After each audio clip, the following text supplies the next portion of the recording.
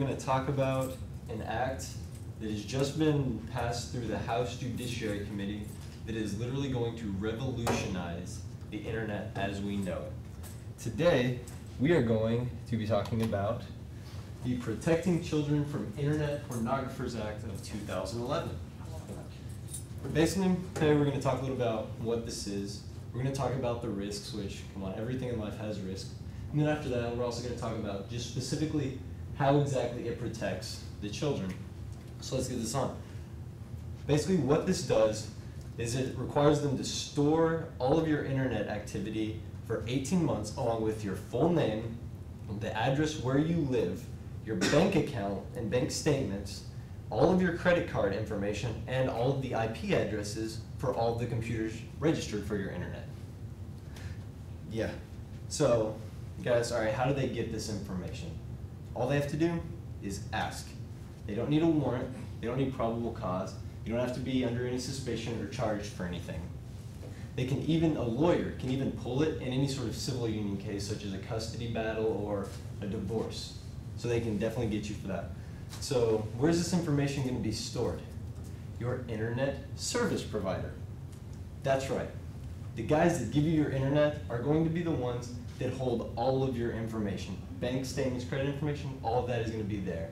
But, not to worry, it explicitly states in this act that the ISPs, the internet service providers, are required to keep it in a safe place. So don't worry, it's a good thing, you know, internet security companies never go down or anything.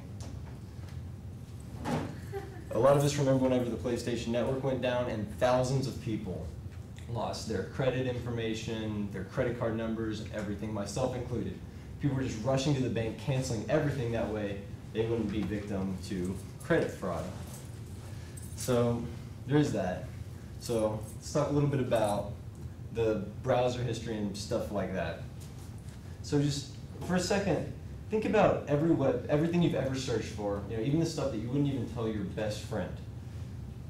Also, you know, think about like just pop-ups that literally have nothing to do with what you're interested in. And finally, think about this. Think about every website that you go to that has some sort of login and password. All that's going to be there for them. So just think of that as now being pretty much public domain. So let's think about this, because I don't know how many of you actually have become victims to identity theft. But in this situation, consider this. All right, so somebody goes in, they cancel your credit monitoring service. Then they have it where they send your bank statements, your power bill, and your renewed driver's license to your new address. And not even to mention the fun they can have with your regular and business email accounts. All of that. What this is going to do is it is going to make people afraid to buy stuff online, because they're not going to want their information there. They're not going to want to plug it into a computer. In 2004, online retail sales grew by 24%, and then another 22 in 2005. That is $172.4 billion. What do you think is going to happen to the economy when that just goes away? When people just stop because they don't want their identity stolen? It's just going to work wonders. So, and really, what does this have to do with it? And what does it have to do with protecting children? Well, Representative James Sensenbrenner from Wisconsin states, it poses numerous risks that well outweigh any benefits, and I'm not convinced it will contribute in any significant way to protecting children. And he's right. He's absolutely right. Because what it would do is it would merely lump the offender's data in with everybody else's, millions of other just pages and pages and pages of data. And that is even assuming that they were stupid enough to use their home address. There are dozens of Wi-Fi hotspots like McDonald's and Starbucks that are not even included in the bill. So they wouldn't even have to get caught that way. Not to mention, in all past like kiddie porn related offenses, all of the evidence was actually found physically on the seized hard drive.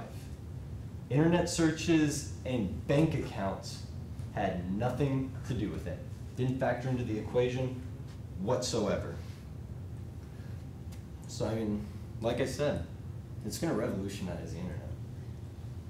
And look, everybody, I know this has been rough. Like it's a touchy subject. And you're probably thinking, okay, like what can you do? We're just a bunch of college kids, right? See, that's the thing. You actually have more power than you really realize. Please, just take 5 minutes. Just 5. Write your representative. That's all. Because if this passes, you're literally going to take your freedoms and hand them over on a silver platter. And once you do, you're probably never gonna get them back. But I mean, I understand. A lot of us are busy. We don't have time to write these letters and whatnot. In that case, I just encourage you, tell somebody, spread knowledge. And it's not going to be easy because the second you tell somebody you're against something that says protect the children, especially from something as graphic as internet pornographers, first thing they're going to do is look at you and be like, what is wrong with you? But just inform the people, and then maybe, just maybe one of those people you tell will actually have the drive to write a letter, to express their concern. And ladies and gentlemen, this has already been approved through the House Judiciary Committee, and it is on its way to the House of Representatives right now. It's on its way, and it is going full force. So, I mean, like I said, I know it's been rough, and to be honest, I appreciate you guys bearing with me through this very grim topic. And it's sort of a way for me to show my appreciation. I'm gonna leave you guys with a couple quotes. The first one is from Martin Luther King Jr. He says, "We must accept finite disappointment, but we must never lose infinite hope." And the next one, the last one, is from John F. Kennedy.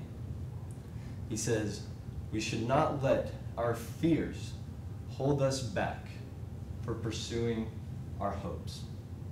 Ladies and gentlemen, thank you for your time.